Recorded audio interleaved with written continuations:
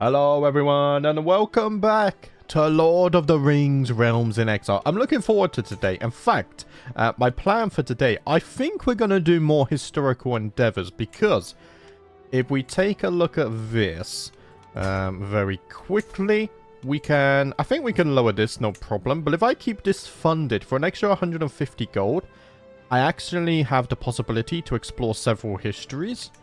And so, I mean, that's only 250 gold. It's not that expensive, honestly. And I know one of them will give me the Zealous trait. We just need to work out which one. Plus, I think it would be cool to read more lore. Here, let's unpause a moment. Because we can only do it every 3 years anyway. In fact, do I have it on... Remind me? I do. Okay, so that will pop up. Lovely stuff. Because I took a break over the weekend. And I will say, maybe it's a bit too early to say this, but I genuinely think... But this mod and Lord of the Rings in general has re-sparked my love for reading. After all these years, I think it's slowly returning. I've been reading a chapter of the Fellowship every night before bed, and honestly, it's been bloody brilliant. As Asphalov trudges towards me, dragging his legs and hanging his head, there can be no doubt the stallion is sick. The handler assures me there is a cure to be found for what ails him, but it comes at a hefty price. Ooh, no price is too steep. But my beloved Asphalov. Indeed, indeed. And I think, do you know what? I don't pick favorites, right? Because everyone knows the two mods I like the most. But I do think this is my favorite. I'm going to say it publicly. I'm allowed favorites, okay? I really do love this setting. I don't know, the whole good evil thing, and it has bloody dwarfs, and now I'm re-sparking my love for elves again as well. Oh, it's brilliant. I arrived back at my castle after a long, lonely walk. Wait, I finally got a surprise birthday? It's only taken 7,000 years. Okay, what kind of gift do I want? Let's see. Oh, I have a... Oh, no, I don't want to use this, right? No, that's some disgusting orc propaganda there. No. I think it is, anyway. No, thank you. Let's see. A large gift, I don't think I would have much use for. Maybe like a medium or a small gift. Some trinkets would be nice. Let's see. A lucky Lasgalandrim coin. Stewardship per stress level. Domain taxes. A monthly stewardship lifestyle experience. I mean, I'll take it. The 2% taxes is quite nice, actually. Thank you very much. And I've just got another martial perk as well. Loyalty and respect, spouse opinion plus 50. Skills from spouse or vizier council tax plus 25%. Okay, lovely stuff. Also, someone said court positions give me something, but I forget which one they said. It'll probably come back to me. Before I start recording, I always like to reread all the comments on the previous video, and I've completely forgotten. Oh, I'm so sorry. Okay, let's wander the forest, because we might be able to get the Zealous trait here as well. And it's only 10 gold a pop. Plus, we might get some new events to read through. Which I would absolutely love to do that. I'm a little bit scared that me and Mordor are just one county away from one another here. Oh, that's so scary. I'm not even prepared. Is Saruman still fighting? He is, but he's losing. I mean, that's kind of expected. I also need to be spending my gold on more men-at-arms as well, but we'll wait for the historical endeavor. Drunken... No. This is not how an elf should behave. We've had this one before. Also, one of the developers commented... By the way, it's... thank you for watching the series as well. That always surprises me a bit, but I really appreciate it. One of the developers commented on the last episode that... Do you remember that we struggled to give the titles back to Elrond and Galadriel? Apparently in the next beta update, they're going to add a decision to gift titles to anyone that has a claim on them. The details are probably a little bit different than what I remember, but that is absolutely brilliant. Man, I can't wait to do another playthrough on the beta. It will happen soon. Right, let's return. We're wandering and we're yapping. And I want to go and read some history to get some lore. As I am looking for the market stores in Heimgate, I feel my purse string cut. Despite my immediate reaction, the thief disappears into the crowd. Ugh. These bloody child thieves. Humans as well. Filthy thief. You think... oh, I don't kill the child, though. That's a bit extreme. Yeah, give me the money back and we can leave it at that. And go back to my bloody forests. The echoing call of horns fills the airs. We traverse the hills near Fellersgard. The hill forts resonate with the sound, a call to arms that has sounded throughout generations. Mere seconds after the first blaring, a throng of garrisoned Dalringi warriors emerged from the closest fortification, charging a group of terrified highwaymen and bandits. We will help them. I'm not cold-hearted. We will help them. There we go. Scheme discovered. Right, we've returned home. Lovely stuff. Am I scheming? I don't really do personal schemes that much, do I? What I also haven't done in a while here. Let's look for possibly more elves that will want to join the fight. Now Elrond and Galadriel's back, though. We might be a little bit difficult to find someone. So I think all of you... Yeah, you're already my Arfen. What about you? You have 50 prowess. And you would join as well. Oh, yes. Okay, that's amazing. Let's see. I don't think you would join. No, that's too low. Unfortunately. What am I doing? See, there we go. Character finder. I remember the first time I found out there was a character finder in CK3. I was absolutely shocked. Wait, you're already fighting. You're already my Alphen. 42. 85. It's not enough. It's not enough. Let's see. What about you? Will you join? Minus 15? No, that's not enough. I mean, we have a few good fighters, so that's fine. Here, let's stop there for a second.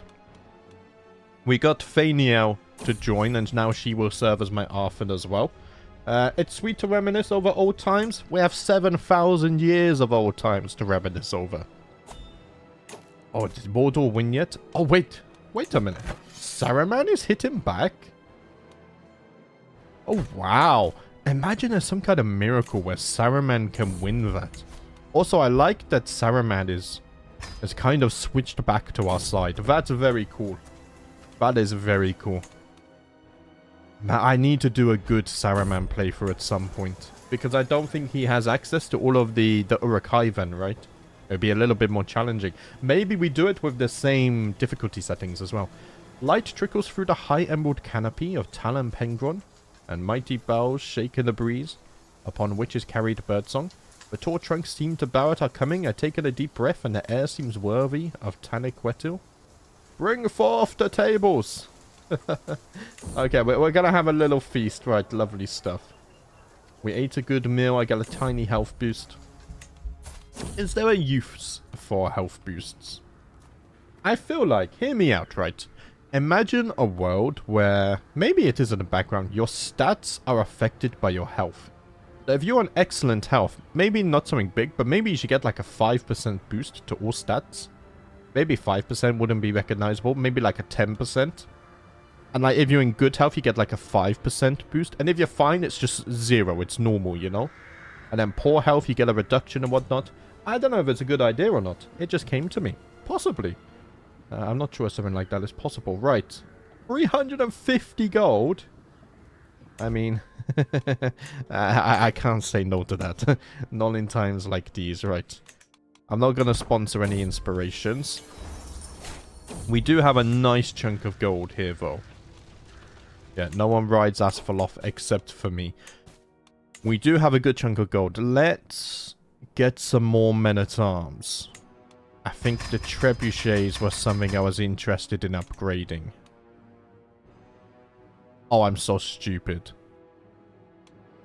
No, because we have great siege engine. Right, I'm keeping 2 stacks of siege equipment. I don't care.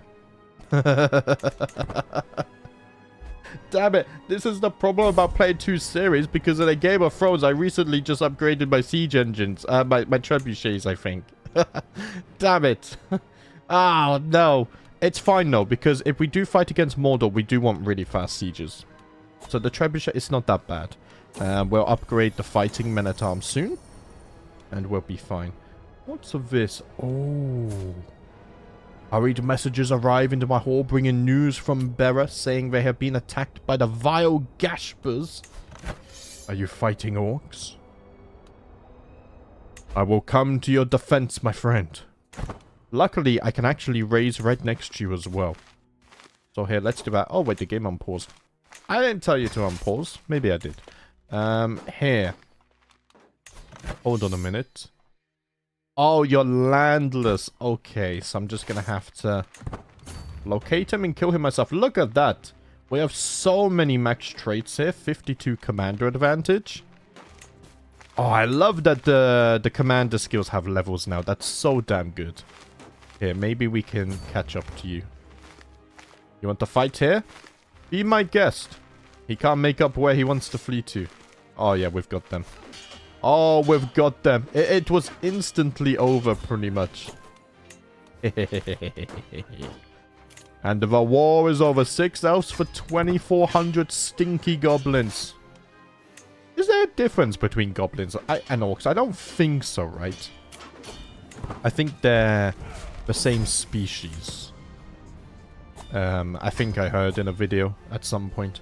I recently came into possession of an ancient tome from the early Second Age, and reading it is very difficult. Its deeper meanings continue to elude me. Even by the most learned of scholars have had trouble reading the book. And yet I am convinced that it contains great wisdom if only I can understand it. Should I persevere to try to continue reading through this? Or should I give up? I must try no matter what. I understand the book's meaning and I have increased my intrigue by 1. Ooh, very nice. Right. I think we can now do another historical endeavor. So, let's go ahead and plan one of those. If you don't like the reading, then I apologize, but I do rather enjoy it myself. So we're gonna read the historical endeavors. I don't know. I like it. I like it. If I didn't want to read, then I would probably make edited content and not the Let's Plays and whatnot. Right, when does this start? Okay, another 18 days. I can only do recreation here. Now, I heard ideas that maybe the first age is what makes us zealous. So if we take a look back at the legendary first age and see which one do we think would be fitting. Let's see. First, let's read this. The First Age describes the events near the beginning of time, also known as the Elder Days. The First Age saw awakening of men on Arda, the flourishing of elves in Valinor and Beleriand, their feats against Melkor, and his eventual overthrow by the combined armies of Valar, elves, and Edding. The First Age saw some of Middle-earth's greatest triumphs and tragedies, and it ended when the Valar cast Melkor beyond the gates of night, banishing him into a timeless void. So I think the Children of Húrin, right? Is that unlocks the Defiance of Turin Legend Seed? Oh. Oh, we get a lot of Legend Seeds. Will this give us the... Because I think this is elves related, right? This might give us the Zealous perk. We'll see. Turin was son of Húrin, leader, head of the House of Hador and Lord of Dor Lomin. When Turin was but 8 years of age, his father was summoned by his liege, the Elven High King Fingon, to fight Morgoth the Black Enemy, of whom Sauron was but a servant. Húrin Falion did not come back from Nineveh.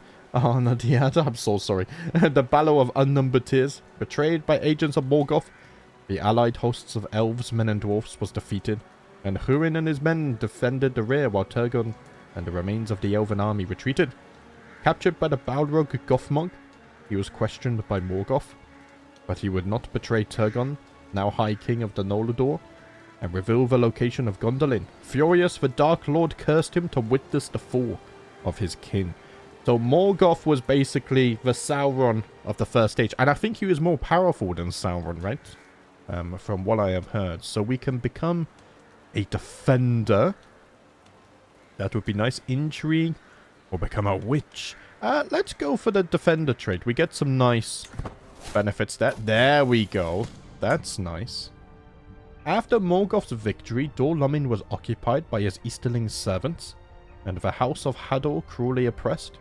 To protect her son Morwen, pregnant with a third child, sent Turin to the King of Doriath, Elu Fingol, The king of the Sindar took him in as a ward, and he was taught Elven law and warfare. As he came of age, his feats of arms brought him renown among the king's wardens, and the friendship of Belag Cephalion, chief among them. Oh, that's Turin, who was not an elf, okay. But Thingol was an elf. I need to read more into the first age, because I think there's a lot of cool lore there. After endless taunting by Thingol's counselor, Saros, his temper had the better of him and he wounded and chased the elf through the wild until Saros fell tragically to his death. Thinking his life forfeit, Turin fled Doriath and found refuge among bandits. After Beleg brought him news of the king's forgiveness, they both took the head of the highwayman's band and turned their blows on Morgoth's servants. Ooh. Yeah, let's try and increase my prowess by 1. I've been poring over a copy of an ancient Quenya genealogy for hours now, but I can't make head or tails of this. It shows the descent of House of Finwë, but High King Gil-galad's ancestry seems unclear, as branches coming from High King Fingon, slightly smudged, and from King of Orodreth of Nagarfront, barely visible is another line coming from House of Feanor. How could the scribes get the High King's descent wrong twice? Surely this is well established. Slain in a duel by Sauron. Wait, when did this happen? Ah, first age. 8. Oh yeah, because Sauron is an elf, right? He's lived a long time as well. Oh. We got Fingon as well. Slain in battle in the first age as well. High King Fingon the Valiant. Let's see. We all make mistakes. It's fine. The Land of Helm and Bow. This is Turin again. Turin and his band had taken refuge in the home of petty dwarf Mim, who had offered them hospitality in exchange for his life. From the hidden place they cleared the land of orcs and evil men, and Turin's dragon helm and Beleg's iron bow became the terror of Morgoth's servants. But by donning his father's helm, Turin betrayed his own identity to the enemy, and Morgoth sent a host of orcs against him. The dwarf Min once again brought his life for his home and led the orcs to the hideout. All were slain save Turin, who was captured, and Beleg, who was away.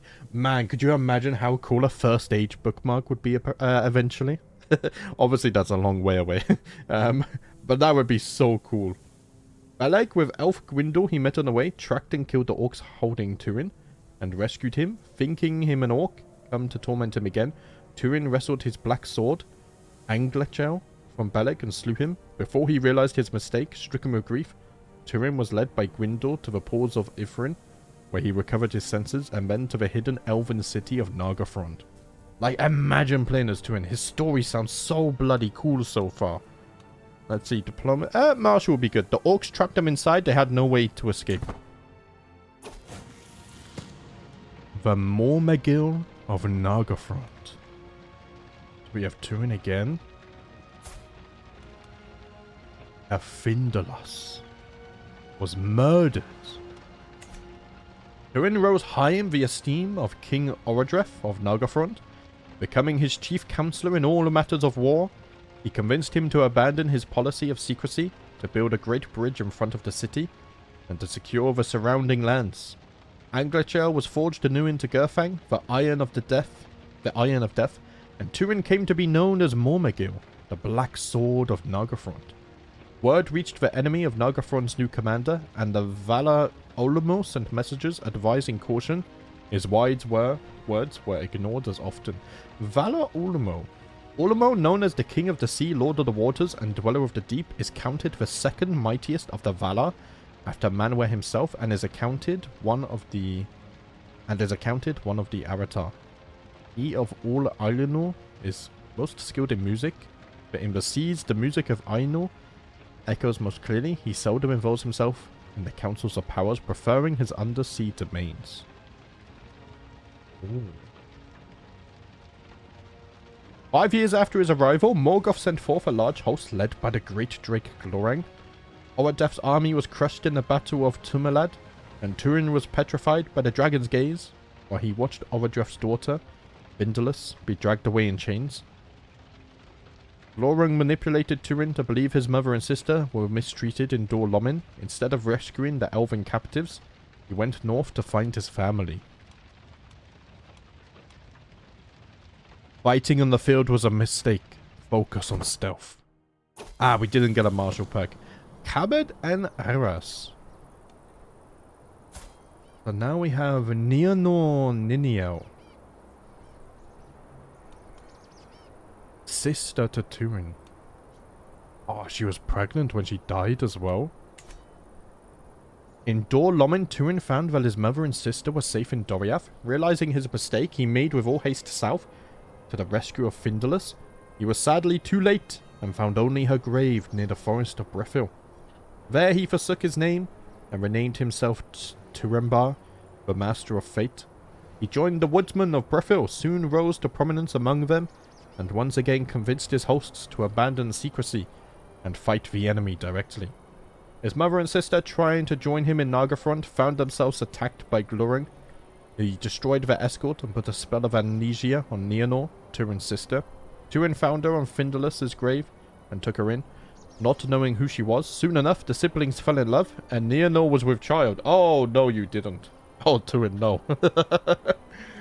Once again, Glorung gathered his army to destroy the stronghold of Brethil. With 3 men, Turin ambushed the flightless drake in the gorge of Cabed and Aras and slew him from beneath. As he agonized, Glorung lifted the spell on Nianor and revealed on Turin who his wife was. Filled with despair, Nianor jumped to her death in the river below, and Turin fell on his black sword. Oh, that's so sad. Man, what a brutal ending. Wow. I need to read more into this. This is so bloody... Man, there's so much detail. Like, outside of the War of the Ring. It's incredible. So much lore. I don't want to be a deviant. Aspiring Blade Master experience could be good. And to defeat the Worm Glorung. A feat worthy of song indeed. Man, just as they defeat him as well. And then he has that one final FU at the end. Man, that's so mean. The Lady Galadriel of Lothlorien is a figure of unbelievable age and stature to someone like me. And her history has become wrapped in endless myths and legends. I am delighted to find a scholarly work on her life and that of her noble husband, Celeborn, and sit down to read it. Yet I am quickly disappointed. The scholarship is extremely sloppy. Okay. This is an in-between event. Yeah, I guess we will never know the truth. I could just ask Galadriel herself. Right. So we didn't get the Zealous trait. Do we still look within the first age?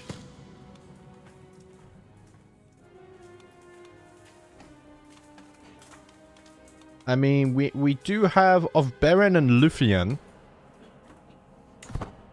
I wonder what this is about.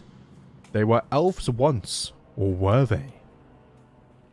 But orcs remain among the most dangerous of the perennial plagues threatening Middle-earth.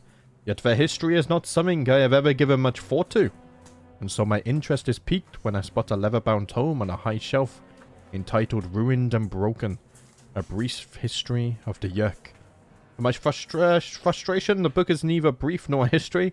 Instead, it provides speculation after speculation on the origin of the orcs. Could they have been bred by Melkor from subterranean heats and slime? Perhaps they were made in mockery of the Firstborn? Or were they even made from captured elves by slow arts of cruelty and wickedness? No, perhaps they were more automata, driven by the wills of Melkor and Sauron. Or wait, they are actually corrupted men. Probably Druidine, reduced to bestial primitivism by the breeding program of the enemy. Or are they a mix of all the above refined by Sauron with the upper echelons? Perhaps being corrupted Maya. It goes on without conclusion. What a waste of time. Yeah, some of these explanations seem a little bit at odds. But we got the meeting. Who's this? So we have Beren, which I think is just a regular man. And we have Lúthien. She was an elf. Oh, wait, they married. He died of old age in the first age. Okay, at least a peaceful death. Beren was son of Barahir, Lord of Dorthonion. Oh, this is hard to read here because of the background. After the Dagor Bracolak, the elves were defeated by Morgoth, the Black Enemy, and Dorthonion occupied. He and his kin formed a small band of bandits, which in turn was destroyed, except for Beren. Beren lived for a while in the woods, killing no living thing but the servants of the enemy, until he was forced out of Dorthonion, and after much toil he entered the woods of Doriath. The Elven King of Doriath, Elufingol, and his wife, the Maya Melian, had a single daughter, Lúthien. Oh, we know a little bit about Fingol. Fair of skin, grey of eyes, and raven head, she surpassed in beauty and in loveliness all the children of Ilúvatar. Her greatest pleasure was to dance in the moonlight to the music of her friend Daeron in the secret glades of Neldareth Forest. It is thus that Beren first saw her and fell in love with her at once. 3 times he tried to talk to her, and 3 times she fled on sight, thinking him a wild beast. But the 4th, as she saw her singing, he called her Tinuviel, and she looked at him and loved him. Whoa, we could become a herbalist? Why not? I think herbalist gives you quite a few boosts, right? Sadly we weren't able to get it though. His boots are yellow. As I amble through the library, past shelves stuffed with ancient tomes and... Oh, this is just an in-between event, right? My eye is drawn to a small volume bound in leather. The cover reads, The Songs of Iorwin Ben Adar. Curious, I open it. A brief preamble by a forgotten Cardalani scholar contains an extraordinary claim. But this is a collection of songs of powers uttered by a benevolent forest sprite of the Northern Kingdom. A mysterious being who has allegedly lived in Eriador since the dawn of time. Yet the lyrics to these ditties appear to be doggerel of the most risible kind. I leaf through page after page of yellow boots, hoary willows, lascivious river nymphs, and obese ponies. And then I am struck by the weirdest verse of all. Hey do, merry do, ring-a-ding-dillo, ring-a-dong, hop along, fallow the willow, tom-bomb, jolly tom, tom-bombadillo. Can this baffling nonsense really be the work of an immortal being of great power? I don't think I want to be eccentric, right? I don't think so. Yeah, let's see if we can get some diplomacy experience. Okay, back to the story. Tom Bombadil with the interruptions. So in Menegroth, after their meeting, Beren and Lúthien saw each other in secret in the woods of Doriath. But Lúthien's friend Daeron was jealous of Beren, for he too was secretly in love with the princess. He reported their meetings to Fingol. Summoned to the king's court, Beren asked for Lúthien's hand. Scandalized by the preposterous demand, Fingol agreed, but with one seemingly impossible condition. But Beren bring him one of Feanor's Silmarils from the Iron Crown of Morgoth. So we have Fingol again. Despair gripped Beren, and he left the Hall of Fingol and the woods of Doriath to seek the help of Finrod Felagund, king of Nargothrond, who of old had sworn to help his family when in need. Finrod was true to his word, but Celegorm and Curufin, 2 of Feanor's sons, guests at Nargothrond, summoned images of war and ruin should the king help Beren steal a Silmaril. And so Finrod relinquishes his crown to his nephew Orodreth, and set forth with Beren and 10 companions towards Angband.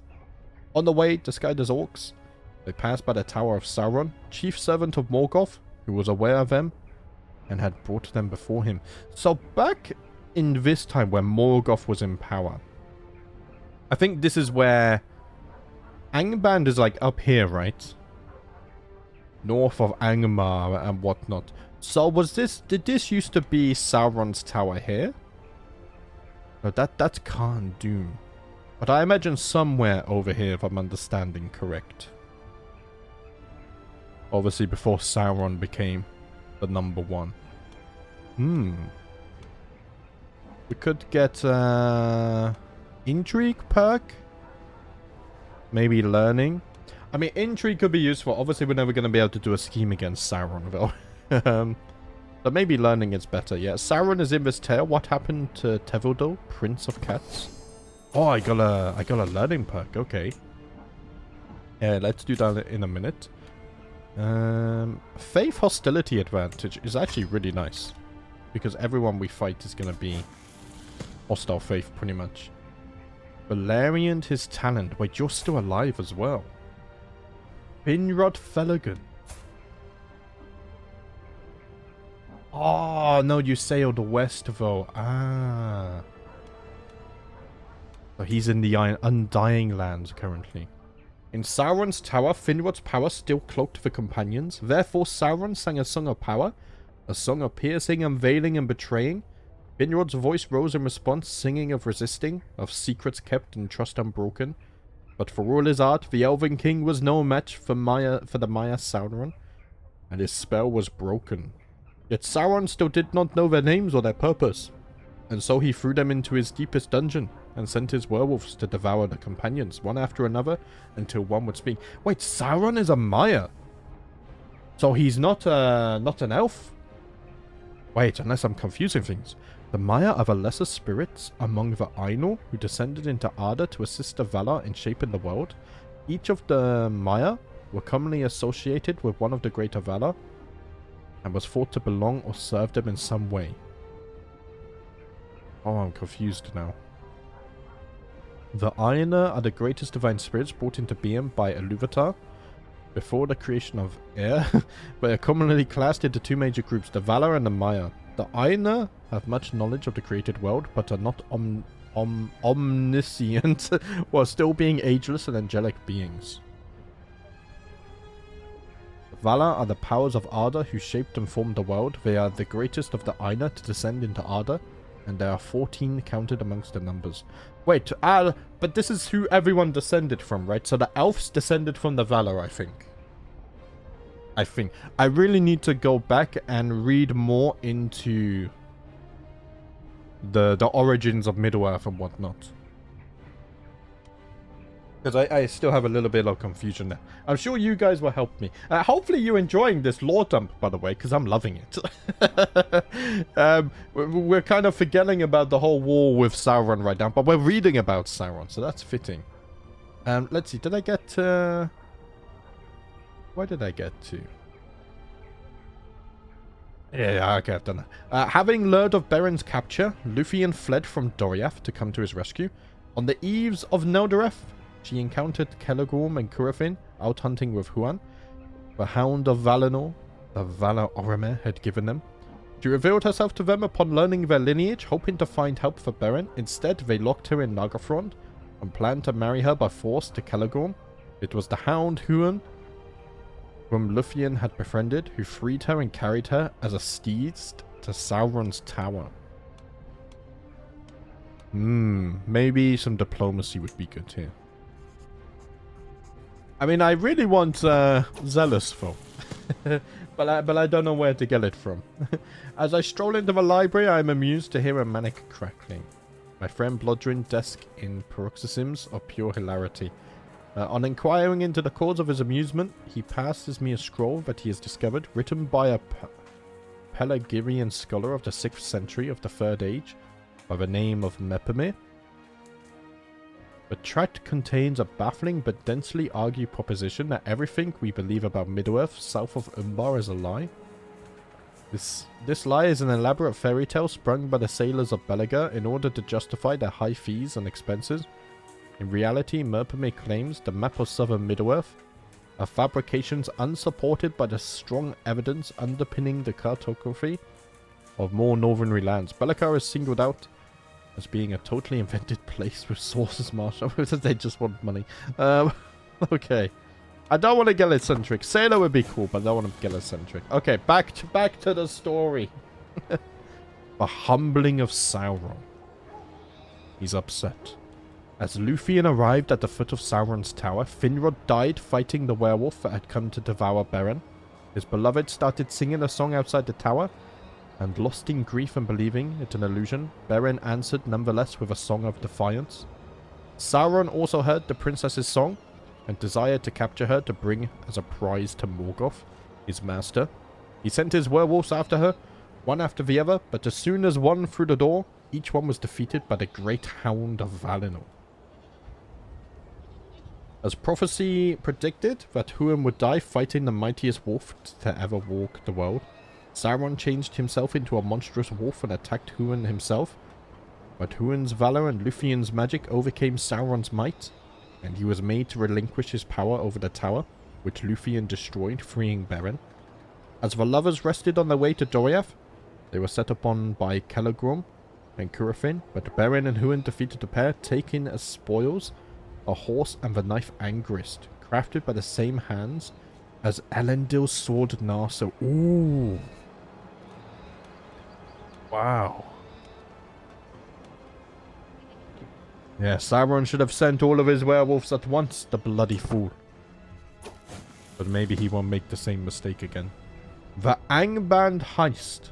Equipped with Angrist and hidden by Lúthien's magic in the pelts of Sauron's servants, Beren and Lúthien, after putting to sleep the giant wolf Karkaroth, entered Angband and the court of Morgoth. While Beren hid himself, Lúthien offered herself as Morgoth's minstrel and dancer. Intrigued and fascinated by her beauty, Morgoth let her dance for him. With the power of song and a cloak woven from her own hair, she sent Morgoth and all his court into a deep sleep. Using Angrist to cut Morgoth's crown, Beren stole one of the Silmarils. The knife broke when he tried to cut off a second one, and the lovers ran away from the Dark Lord's court. On their way out, the wolf Karkaroth had awoken, and as he opened his maw to attack, Beren plunged his hand, holding the Silmaril between his teeth. The wolf clenched its mouth and severed the hand. The Silmaril burned his stomach, and he turned his unending rage on the countryside. As Beren and Lúthien arrived in Doriath, they heard that the wolf had breached the border and was ravaging the forest on its way to Menegroth. Ooh. Don't want to become greedy. Cavern Commander, what's this? Subterranean. Oh, that could be useful if we ever do, because we might have to go to the mountains to fight the orcs. Those dark caverns would surely have been unassailable in any other way. Man, that's a really good trait for a dwarf as well. When Beren told Thingol of their deeds, the king decided to set up a hunting party to put an end to the danger of Karkaroth. Thingol, Beren, Beleg Cefalion, Mablung the Heavy-Handed, and the Hound Huan set forth towards the northeast, where the rumor of the ravenous beast came from. Huan found the beast, but it avoided him and leapt at the king. Beren protected him with his spear, but was brutally mauled in the chest. Huan attacked Karkaroth once again and then fought to the death, fulfilling the prophecy. Mablung recovered the Silmaril from the beast's belly, but Beren died from his wounds. Wow. Stricken with the news of the death of her lover, Lúthien died from grief and went to Mandos. And this is so sad. Begging for his mercy in Beren's life.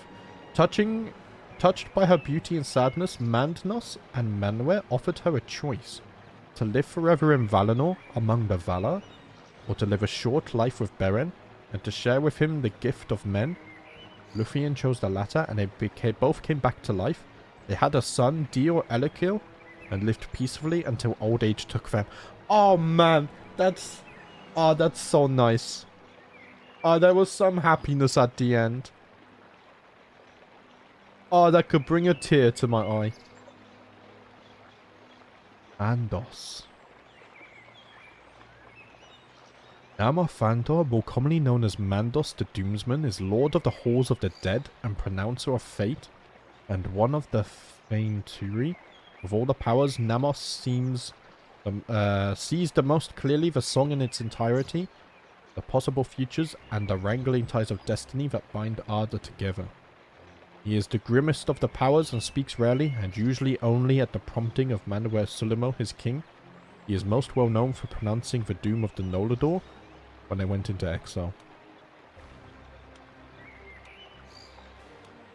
And that's so cool. Let's see, maybe... What a hunt. It is sad that his prey no longer walk the earth.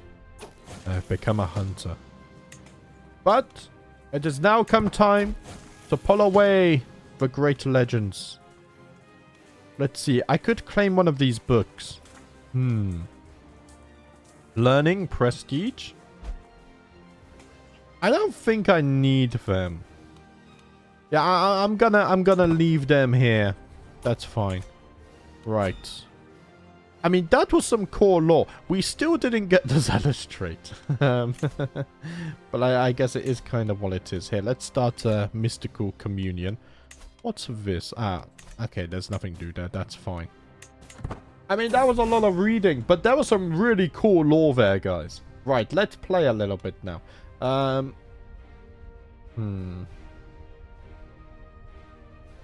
I don't care what they whisper about me.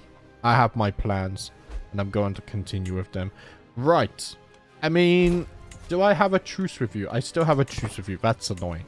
Because I could try and return the dwarves in my northern border. That would be very useful. Let's see. I mean, these guys are considered evil. So we could deal with them. Vanquish darkness in duchy. Could be nice there. Well, I'm just wondering if it's not better to wait for the Holy Wars. It would be more useful. I mean, we can go on a... I'm not going to do a legend. I could go on a pilgrimage, but the problem with a pilgrimage is that it's very expensive. Like...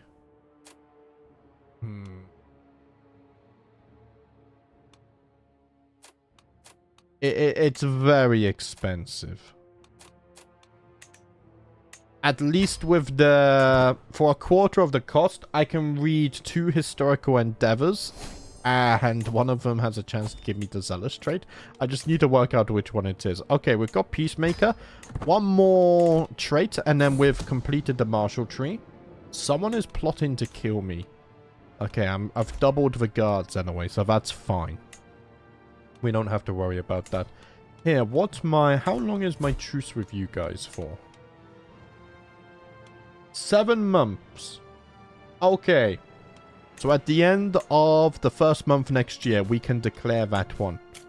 If we want to. And I think I might. You will become my protectorate. I will do that. I'm going to start establishing more and more protectorates. At least it limits the power of these guys in the mountains.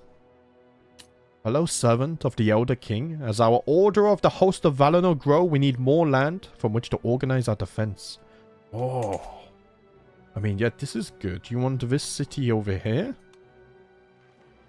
Yes. Your request is granted. Grow in strength, my friends. Grow in strength. Okay, now I can use this gold to actually get more men-at-arms. Because I misspent earlier. Oh, we could get some more archers. Everything else is maxed out. Let's get some more skirmishers as well. And for now, we have a maxed army. That we do. Condemn you for your transgressions. Yes, right. Speed 5. And we can now declare the war. I think... let's see. Reduced development gives us gold. But if we vanquish darkness... Here. But then we can't reach these guys. But at least we would return. Probably dwarfs here. I'm not sure because it's not actually in the mountains. Well, I'm going to do it. I'm going to do it. It's time that we start pushing back more against the forces of darkness on our borders.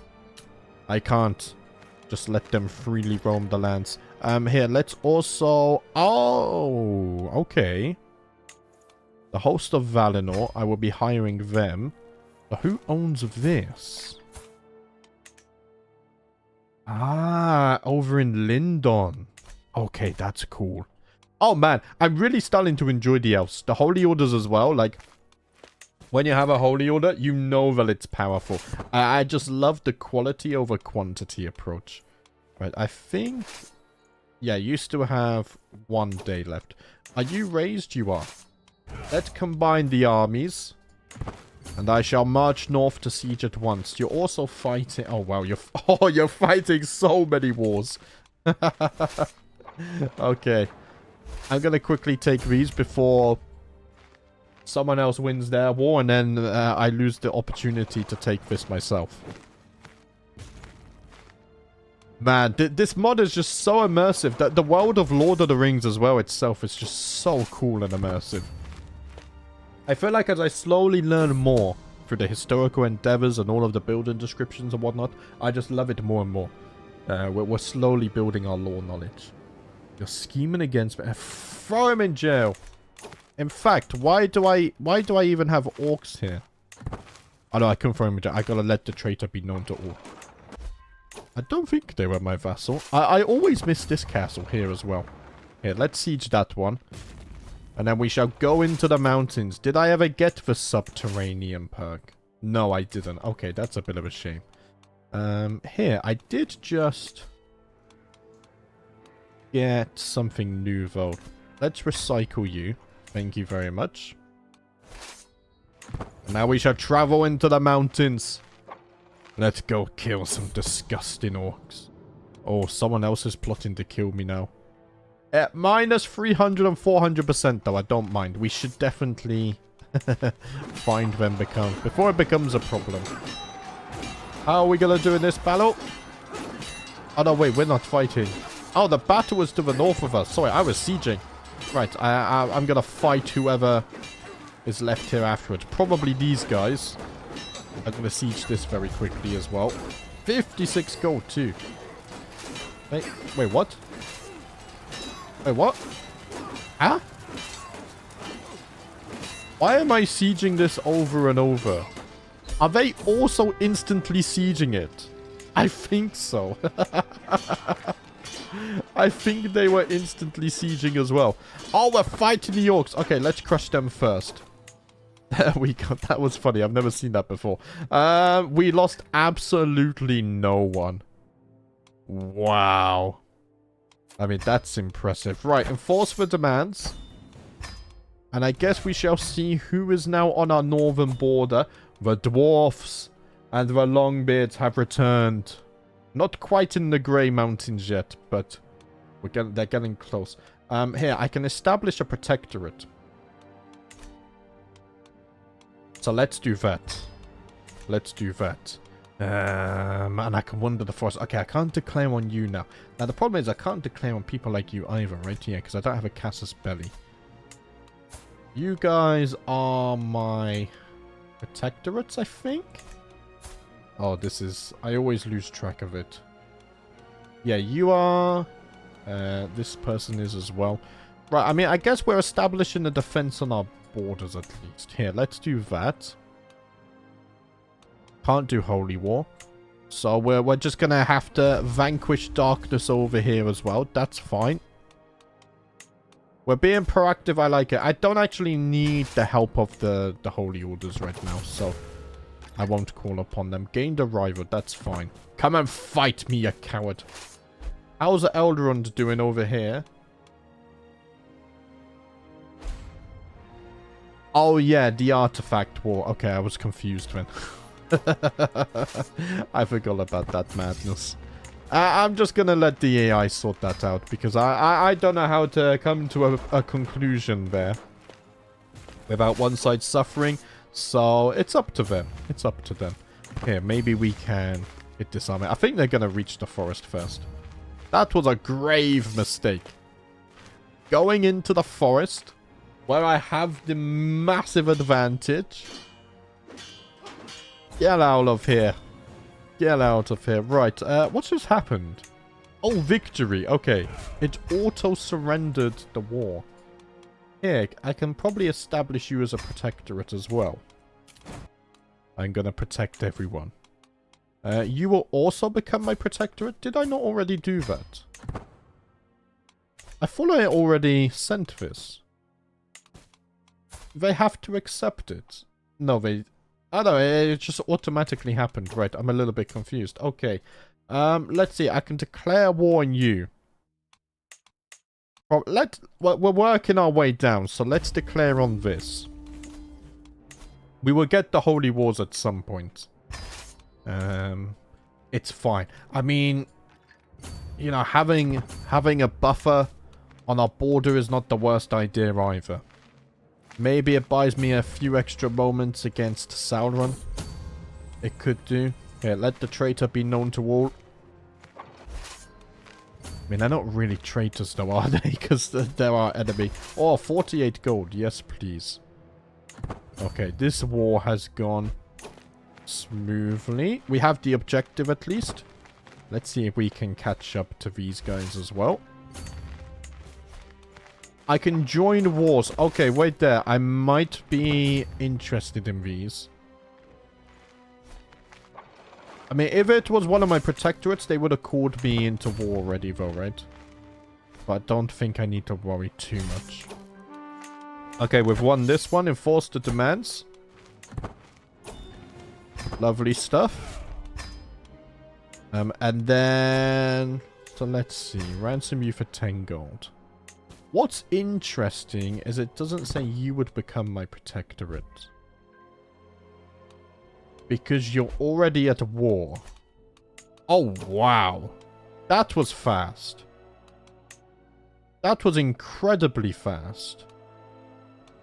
I can join this war, though. I can join the war, so let's do that. Holy crap. I've just given him this land, and now I'm going to defend him. I'm glad we can join the wars like this. That's such a cool feature. So many times I wanted to join wars without having to be allies or stuff, and this is perfect.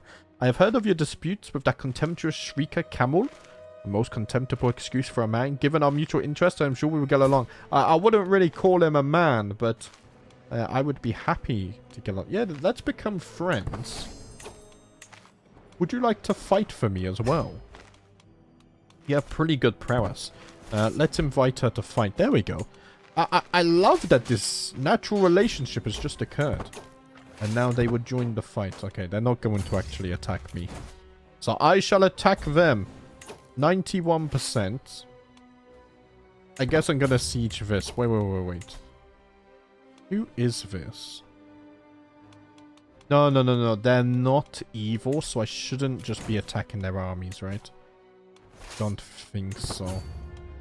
That's annoying because both of their armies are blocking the way in here. Yeah, can you get your army out of the way? Thank you. Because I want to siege this. But I don't want to unnecessarily absolutely crush you. Okay, disband you. So now I can establish protectorate. Lovely. I wonder if there's a limit to this. It hasn't gone up yet. Ah, there we go. It's gone up. Okay. I think they do have to accept it. I just don't get notified if they accept it. Right here. Develop the capital. So, all of these are now protectorates. I have a truce with you. Let's see. You're evil. So, can I not just do county for this one? Yes, I can. So, I'm going to declare on you to reclaim this land. Let's raise the armies down here. Is that just, No. This is something different now. Okay, so the artifact war was settled. Elrond is attacking with Galadriel, actually. I will join them. I'm just going to settle this first. I love that the elves are now being proactive. It feels like a huge point, a huge turning point in our lore. I like it a lot. Okay, here. Don't unpause because I might be able to establish protectorate. Nope. Oh, man. Oh, man. Right. We have a issue here. Oh, you can be my protectorate. For some reason, it's just not showing it up here. Okay.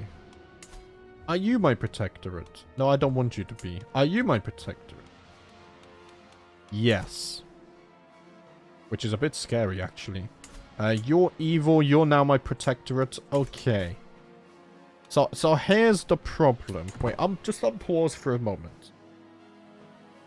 I think some of my protectorates are in a war. But they're not asking me to join. Which is annoying. Okay. So Karok Vale here, for example. You're fighting. Oh, but you're the attacker. Right. So you would have called on me. Okay, that's fine. Elrond is in a war. Okay, do you know what's interesting here then? Is why do I not see your war? Offer to join war is not my ally. I thought we were allies. Hold on a minute. Hold on a minute. I'm allied to Elrond. I lost my alliance with Galadriel. Unless... Oh, was it a defensive alliance? Oh, no. I'm defensively allied to Galadriel. Yes. The 4 alliance with Elrond. I remember now. Okay, it's coming back to me, guys. Right. So our western border is somewhat settled. What about down here? Yeah, see, now this would be a nice one to deal with as well. Here, declare the war. We are making moves now. On the borders of the Greenwood. I can come through here, I think. We are beginning the pushback. Elrond's fighting with Galadriel. I'm not going to call him. To be honest, I don't think I need his help. Not against, like, these kinds of enemies. Unless... Yeah, I should have checked a bit more carefully. Unless they were tributary to, like, Sauron or something. Then that would have been a little bit worrying. Big Boss Lurd is trying to kill me, right? Face me on the battlefield, you coward. Oh, wow, that was quick. That was very quick. Okay. And now these guys are righteous. I can't establish a protectorate. His realm is remote from yours. What? We're connected here. Huh? Huh? What is this fake news? Here, I can ransom you as well. I don't believe that. Oh, now you will? That's you, right? Ah, okay. It was just temporary. Right. It works now. The game needed a moment to rethink its decisions. You're my protectorate, right? Have you still not accepted? Oh, no, now you have. Wait, why does it say he's my protectorate? Just says neighboring ruler. Okay. Oh, no, it says it up there. Oh, I'm an idiot, right. I was looking at the wrong place. Thank you for the poem. Thank you for the poem. And then I can see a list of my protectorates over here. Oh, that's so cool. Obviously, when they die, though, I need to be careful. When they die, I think it's still... they're still my protectorate, right? It lasts through succession, is what I'm trying to say. I think so. I could have got a lot of gold there, but it's fine. Okay. Fascination discovered. We now have cranes. So that's going to unlock all our economic buildings, and buildings are quicker to build as well. We're being exposed to this. Vassal opinion could be nice. Oh, 3% domain taxes could be nice as well. Yeah, I'm going to take court officials. 17 years and then we can get the extra taxes. I'm now in a point where I might consider building up my capital a bit too. Right, you're fighting another war. Who is this against? I should have checked first. That's absolutely fine. Oh, it's these guys? Okay. Let's see. I'm going to raise the elves over here. And we'll go straight for the capital. Should have no problem with that. Things are getting very active now. Oh, harried messengers arriving in my hall bringing news from Roderico saying they're being attacked by the vile frog. Okay. I will accept this one as well. Right, we got a lot of fighting to do right now. Holy crap. Here, can you get me a valuable prisoner? I like this. Now it feels like we're in constant war still. Because we dealt with Camel, but now we need to start looking outwards, you know? Now we need to start looking outwards and eradicating this evil. Oh. I wouldn't have got there in time. Okay, we got another martial perk. Now we are gallant. So even more martial and prowess. We get prestige as well and accolade glory gain. So what do I want to switch to? Stewardship is maxed. Martial is maxed. I don't really use intrigue as an elf. So diplomacy could be good. Learning could be good as well. I might go diplomacy.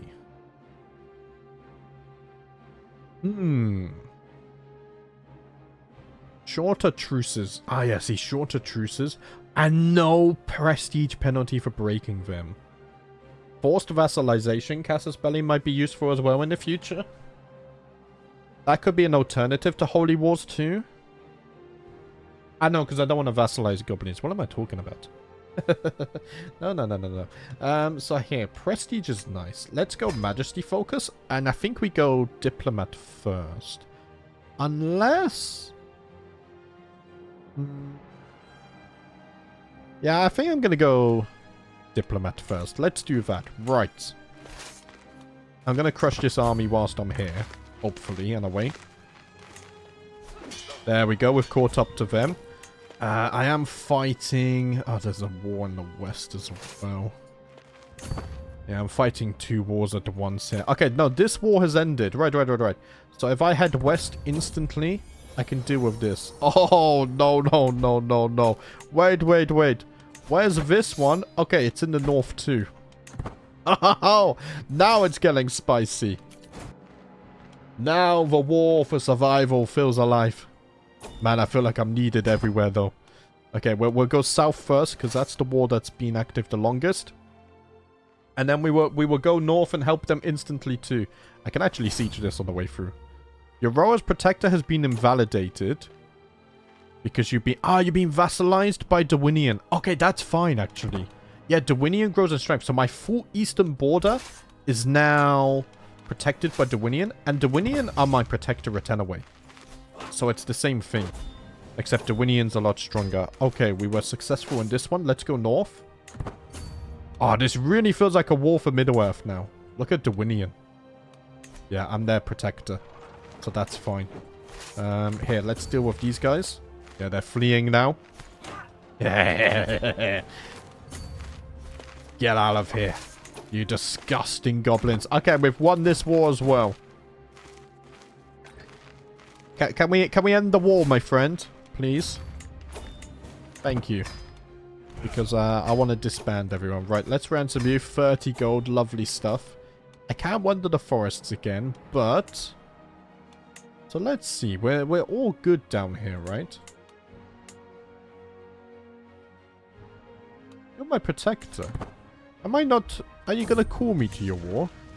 Let's see. My horse needs to be stronger, yes. Nice. Oh, you're fighting each other. Right. That's fine. As long as it's not disgusting orcs. I need to deal with these guys, but I still have the truce. These guys... Oh, I can deal with those in the south. Okay. Let's deal with those. I just had to double check that they're not Sauron's tributary or anything. That would be concerning. Oh, man. It's so scary how close Sauron is. Right, so I said I want flexible truces. So let's get adaptive traditions first. Foreign affairs effectiveness plus 25%. I don't think I ever use foreign affairs. Oh, I'm using it right now. Oh, yeah, because of the extra prestige. No. That's really good, actually. Because we need prestige for our war declarations. Right, this war should be over very quickly. Enforce the demands. There we go. Valuable prisoners being captured. You're going to become my protectorate when I unpause. Let's see. I think you're my protectorate. Yes. So now I just need to deal with this guy. And all on our borders are our protectorates. Sounds good. Queen Harith will become my protectorate as well. That is interesting because you don't border me. However, I would do that because she is a direct descendant of Boromir over here. That's cool. So is it because you border my previous protectorate? But then if that's the case... no, I don't have a good example here, do I? I don't have a good example because... Okay, what about Durin's folk then? Because... I mean, I can establish protectorate. Wait a minute. It didn't pop up here. No, they requested, though. They requested it. But it doesn't pop up here. Which is interesting. Right, so I'm now your protector. Let's see, pay a ransom. Oh yeah, I will accept this. So now I'm your protector. So like all of these... I can't be. Minus 500 because realm is remote. But this doesn't have the same. The same. Is it because you border my No, because you border my protectorate. Huh? That is very interesting, and I don't understand it. Maybe this is just closer than this, and this is close enough with the capital, it works. Okay, I am actually gonna bring Durin's folk under my wing as protectorates. What's this for? Oh, the orcs are infighting. That's fine. That's fine. And I can't declare war on you because I don't board you anymore. Right. So if we look at our protectorate list now. So we have Durin's folk. We have Dorunen as well. Everyone on our west, Dwinian too. Okay. And instantly I need to defend them. Right, but guys, I'm going to have to leave it there. We've gone over an hour. I'm absolutely loving this playthrough right now. Oh, it's got super interesting now. Especially with all the wars and whatnot. We're getting all our protectorates. We're going to try and work on holy wars. If anyone knows which endeavor does give me zealous, then please let me know. But guys, that's going to be it for today. Thank you for watching. And as always, I'll see you next time.